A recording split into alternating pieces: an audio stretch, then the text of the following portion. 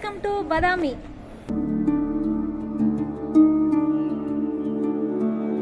இந்த first cave பார்த்தீங்கன்னா வந்துட்டு சிவனுக்கு உகந்தது. ஸோ வந்து உள்ள வந்து பார்த்தீங்கன்னா சிவலிங்கம் இருக்கு.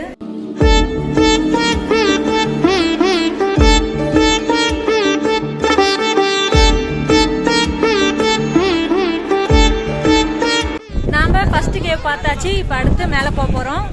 கேவ் 2வும் பார்த்தீங்கன்னா கேவ் 1ஓட சிமிலராக இருக்க மாதிரியே தான் ஸ்ட்ரக்சர் இருக்குது. ஆனால் இது வந்து டெடிகேட்டட் டு விஷ்ணு. இது வந்து உள்ள வந்து விஷ்ணுவோட கருவறை இருக்குது.